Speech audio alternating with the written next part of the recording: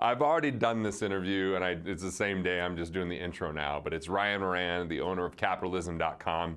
We spoke on stage years ago at this conference, and then I've spoken at his events a couple of times, and we just dove right into some pretty cool conversation about, what's going on in the economy, how to prepare for things, but really looking at all the positivity that occurs and how you can profit and be positive about this and what binds us and connects all of us and what the misinformation is that misleads people, and just really practical steps combined with plenty of philosophy. So enjoy. Money can be complicated. Let a nerd help you. We're here to demystify the complex nature of money by getting you answers from financial nerds and whiz kids.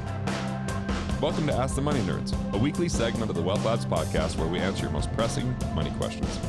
I believe that capitalism is founded in love, is based in love, is baked in love. I believe it is the expression of love, because it is when you believe or love something so much that you create it and then it becomes shareable with other people. That is love at its essence. And the ultimate form of reality is creation. So if we can create something that's so valuable, by the way, I think that the problem of the term capitalism is that people haven't distinguished cronyism from capitalism. That the people that are socialist or communist that point out the problems of capitalism are seeing cronyism and thinking that's the same thing. They don't differentiate. So I don't know if you want to define that or you want me to define that, but I think that's where the crux of the issue is. Yeah, I mean, well, cronyism very simply is when business and government collude. It's Right. when they get in bed together and they change the rules. Now, people will often see that and want to blame business for that. I blame government for that because government gets in the way. Government makes it incentivized to partner with them. I blame people for that. Government or side. Sure. And so you can blame people for that. And where do you have more direct say over government or in business? Well, you can stop buying that, products from a business. Yeah. You can't just change the government. Here's the deal. I'm compiling which companies I'm going to go all in and support and buy stuff from, and which ones are in cronyism. And I'm going to not only avoid, I'm going to start telling people why their company is not, because I vote with my dollar every day. Yes, you do. But the thing is, it's a privilege to be a human being, and I'm just looking at making a statement of where's our real value on a day-to-day basis.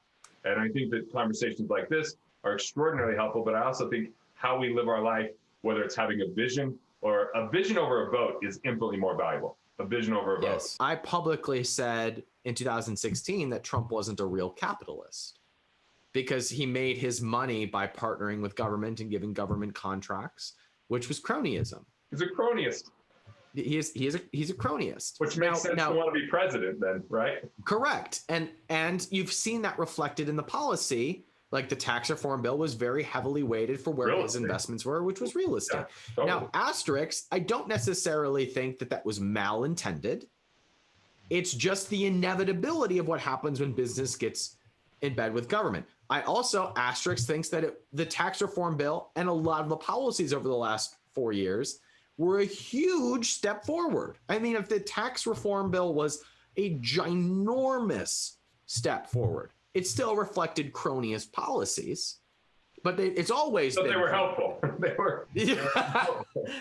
Well, and what's crazy is I hate how people talk about tax, because what they do is they focus on like dollars over percentages. So they'll say, oh, the rich people save this much money. Correct, yeah. Right? But they're not looking at the percentage, because what actually, the subtle thing about it, taxes, is that as time goes on, taxes actually really start to hurt people who don't continue to earn more, because inflation means you have to earn more money to buy the same things. And if taxes even remain level, it means that every dollar you earn gets taxed at a higher rate over time. So there's less for you to spend when things are more expensive.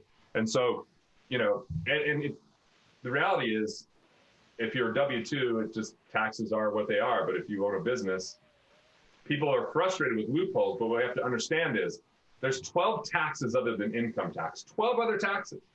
And yet the only thing that people typically get fired up about and frustrated with is income tax. Right. But the reality is excise taxes, we're all paying for what we use. But wealth tax is what I would get fired up about if I lived in California and they're saying they're going to tax a percentage of my net worth. that's really concerning, right? That's because super concerning. sometimes net worth isn't very liquid. And, like what's on paper versus what's in reality are two different things. It's kind of like people talking about Bezos. Will he become a trillionaire? Well, guess what? His wealth is heavily on paper. He can't liquidate that tomorrow and spend that money. And when people like Amazon paid no tax, well, guess what? They paid a boatload of self-employment tax.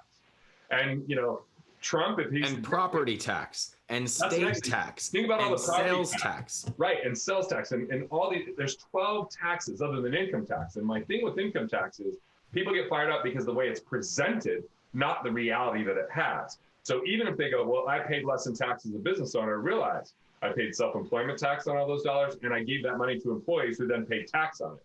So it's not like the tax didn't get assessed, simply because I had expenses that were investments to add more value into the population, which, by the way, why does the government incentivize anything with tax? This is my real clear, I'm writing a comedy bit about it, right? They incentivize it for anything that helps you to protect and create other taxpayers. If you create other taxpayers or protect their taxpayers, they will give you a tax incentive. So if you're housing someone, we'll give you depreciation. If you're birthing someone, we'll give you a write-off. All they do is go, we need more taxpayers, so let me incentivize you to create and protect those. Wow, that's a braingasm. It's kind of real though, right? Like when I saw that, I was like, yeah. I'm writing a comedy bit on the 12 types of taxes in a very fast fashion. I'm still in the middle of it, that like kind of takes people down the road. I don't know if they're going to be up in arms and pissed off at the end of it, or just feel a little bit less worse if Trump or Kiyosaki say they don't pay tax and realize they're paying a lot of other taxes. Yeah, I like to say Amazon paid zero tax except for billions in property tax, billions in state tax, billions in employment taxes. Oh my goodness. I mean, not even to factor in the maybe trillions of capital gains that were paid by investors who bought Amazon stock, right, and then sold it and now have to pay tax on that. So they created a whole lot of tax base. The world's really good at headlines, man. And these headlines are designed to make us angry. And if you're angry, we're not really clear thinking. The higher the emotion, the lower the financial IQ, for sure. And so it's really easy to get in this buzzsaw of like, that's what I really appreciate about you. I get all fired up about people wanting it to be like Burning Man society, which would never work. And then you bring up the bathrooms and I go off for 2 hours, but then you're like, let me tell you the positive side. Let me tell you what's really good about this. Like, I really appreciate that about you, Ryan. I think that that's a rare quality that you possess that not everybody else has. Thank you. Close. Thank you. And I do it out of my own desire to be happy. Yeah. So I believe that the world is 50-50. Though, like there is, I can give you good news and you can tell me an equal amount of bad news and it's the same news. Right. And I mean, even facts, what we call facts, are interpreted positively or negatively. So we have this obsession with facts. Facts don't mean anything until we interpret them. I have just chosen that for my own well-being and happiness to look at the positive side, because the more that I focus on the negative, the more that I feel disempowered to do something about it. Think about this. Someone could be completely truthful and ineffective. Someone in communism could completely believe in what they say, completely believe, speaking their truth. And the reality is it's ineffective, because I think communism exists because people think there's a heart on top. Like, hey, we're taking care of you. We're in this together, but it's a tyrant that gets all the benefit. And then everybody else is forced to do work in order to provide that so-called benefit. And I was planning before COVID, I was going to take my son to Vietnam and Cambodia. We had the flights booked for March 27th because I wanted him to see firsthand the effects. Just wanted him to say, like, hey, Vietnam has been communistic, and they still have northern Vietnam, which is especially communistic. And I've been to that square and I've seen how people live. And it doesn't mean that people can't be happy, but I am telling you, it means people are misinformed. It means that people are more in poverty. It means that people are more reliant on things that are not true. And ultimately, I was happy that when I was driving these guys up to the survival camp for 10 hours up, 10 hours back, we had a conversation about the economy, which was super effective. We talked about how banks make money, which was super cool. But I asked them, I just said, what do you think is the best system, socialism, communism, or capitalism? And with no hesitation, they said capitalism, which is great because young kids on YouTube go down these conspiracy theories within 2 seconds. Yeah, they do. That's what gets the attention. And, before we really understand what it means to create value and earn money and provide, a lot of times it's more easy to be susceptible to be taken care of, especially when you have parents taking care of you to a certain degree. So that's a great segue. So let's break this down a little bit. If your kids want financial advice from you, what do you charge them? Man, I have not charged them for financial Right. advice. Okay. So that is what we would call communism, right? And it's voluntary. We are, as human beings, wired to live in community with one another, which is why we have churches, and which is why we have families, which is why you probably don't charge people that are very close to you for certain things, because you're a community. The purpose of capitalism is to take that quality of work and make it available to those who are outside the tribe. For strangers, for people you've never met. Correct. Right. Communism is forcing that into the rest of the world. Yeah. But so you said communism, people think communism is a good idea because it's baked in heart. It is to force what we would naturally give one another in community into the rest of society. The challenge is that by forcing it, you destroy it. Right. You destroy the service to one another. 100%. The purpose of capitalism is to bring that service to one another outside the tribe to strangers, which is why I say that the purpose of money is to fund and sustain good work and service to one another. And when you can frame it to that way, to someone who disagrees with our ideals, they soften. Because the purpose of capitalism is to make healthcare available to those who don't have it. The purpose of capitalism is to make education available to those who don't have it. The purpose of capitalism is to make wealth available to those who don't have it. And if you see the freest markets, that's where that happens. You see it happen in healthcare. Healthcare, in the places that it is not touched, it becomes cheaper, better, and more available to those who don't have means. In like education, we have free education everywhere. Education is now free, and it's available to everybody because we have places like the internet where it has been untouched. And so the more that you allow human beings to be in their natural state, which is in service to one another, which is love and contribution to one another, the more that it becomes a positive cycle where goods and services become more available to one another. So capitalism is not about creating wealth, although that happens. It is about making service and contribution accessible to everybody. The byproduct is that those who create it, who operate in love, who operate in service, get fabulously rich.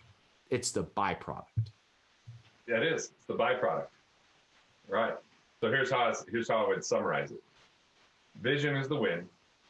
Value is the way. Dollars are the byproduct. And prosperity is your state of being. Love that. Yeah. So I feel like you need to be more passionate, dude. I mean, come on. I mean, I'm the one. I have no opinions about this. Yeah. I mean, have you thought about this at all? I mean, dude, a little bit. I had so much fun with that Burning Man debate when you're like, look at the provided for bathrooms. I'm like, oh my God, that's like nuclear. It's terrible there. It's just look awful. at anything that is provided for us. Look at the DMV. Look at even something like the Postal Service is getting crushed right now by private industry. Now, I do believe that government can have a progressive effect in industries that don't currently have a marketplace. I think NASA is an example of this. There was no marketplace for space travel, and then NASA pioneered it. But guess what happened now? And we benefited from that. And now there's private companies popping up for space travel. That's it. And so NASA can play less of a role. We can stop spending money there. But once the government is no longer necessary, we tend to hold on to it. All right. So in reality, we can let it go away. So here's what I got for you. The thing that ruins it all, any of this, is censorship. Censorship is saying, do this to make me happy, even if it doesn't make you happy. Or censorship is, you should do this because it's the right thing to do. You should think this because it's the way that I think. And the crux of censorship destroys any of this free market because it has people lose their own self-expression, their own self-worth. their own ideals and ideas, their own vision, their own creation, all in the name of, well, this is how it's always been done. Or if you want something done right, you got to do it how it's always been done. And, and you'll get hurt if you do something new. And, someone needs to protect all of us. And like all that kind of fear is what destroys it. Fear is the crux. Fear and censorship is what is harming everyone right now because, like we're being told to suppress emotions or not have opinions. And now people more than ever are saying, you know what, I don't like Ryan because of his opinion, or I don't like Garrett because of his opinion. And I'm like, hey, nobody's going to have the exact same opinions. We could find something to disagree on, even though we're just sitting here and agreeing like crazy. But I'm sure we can get somewhere where you're like, that's stupid. And I'm like, what? That's great. But the thing is, we can respect one another. We can love one another. We can celebrate what we're similar in, and we can also appreciate what we're not, because if we were exactly the same, that's no fun. There's a divinity to diversity. It's the diversity that creates character and culture and excitement and entertainment. It's uniformity that destroys and decimates that. I feel like I'm at church. Amen, brother. I see you would have been a great pastor, dude. Thank you. Wow. So I want to modify. I would show up and act like I was Jesus after you.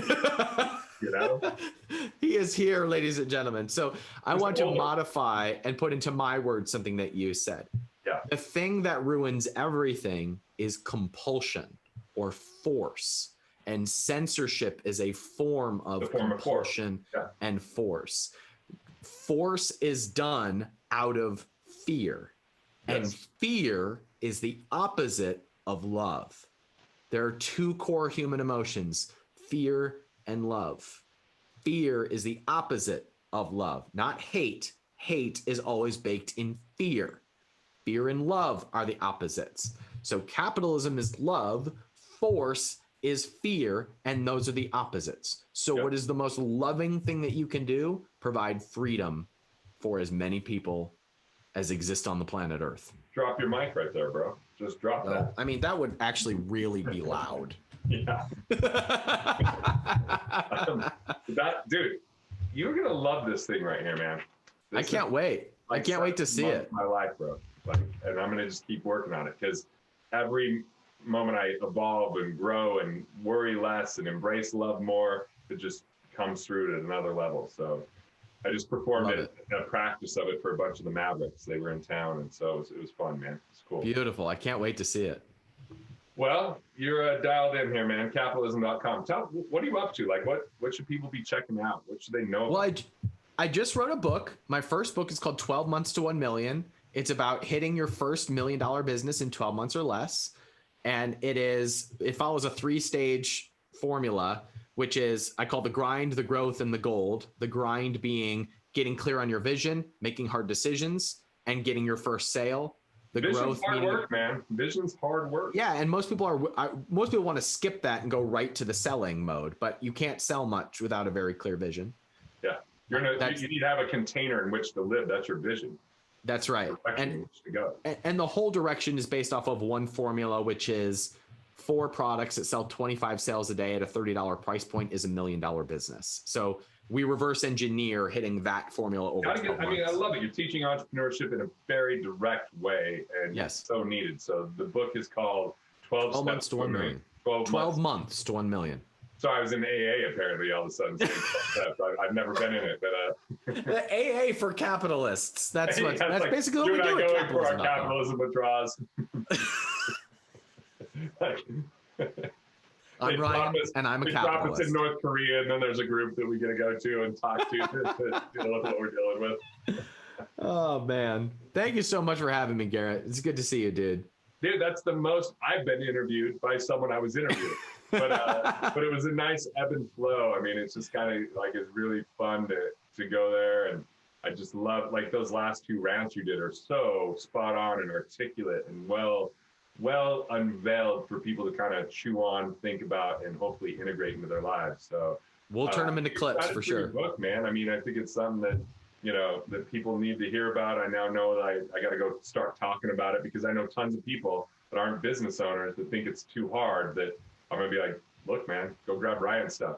Seriously, it's the best way that I can serve them. It's the best content I've ever created. When we were on the stage together for the first time, and I was sitting next to Ezra, and that dude spit water all over me. I remember that. He was like messing with his chair, and like he's as comfortable on a stage as he is like he's just at home watching. He does. He's reading so a book much. or something.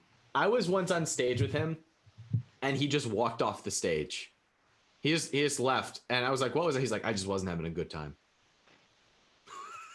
Like we were on a panel, and he just like got up and left. He's like, "I just wasn't having a good time. It was terrible, terrible for him." Oh, all right. Well, dude, let's get the best place to buy the book. Do you have a site for the book versus Amazon? Do you have a place they can go grab it? Capitalism.com/book or just Amazon is fine. Go to capitalism.com/book. That's a good place to do it. It'll link you to Amazon. I thought maybe they get their information, they can stay in contact with you. Oh. I just care that it shows up in their home. If they read it, it's a win for me. Don't care how they get it. Now that you have a daughter, I see you drinking like pink stevia. Like I just like that you've embraced this. This is the best flavor, man. Grapefruit, highly underrated. Cool, man. Cool, dude. Good to see you. Good to see you, man. The number one thing that helps you to drive value and dollars follow value comes down to who you are when you're at your best. How do you figure it out? How do you uncover it and discover it? There's some great resources if you follow the links here.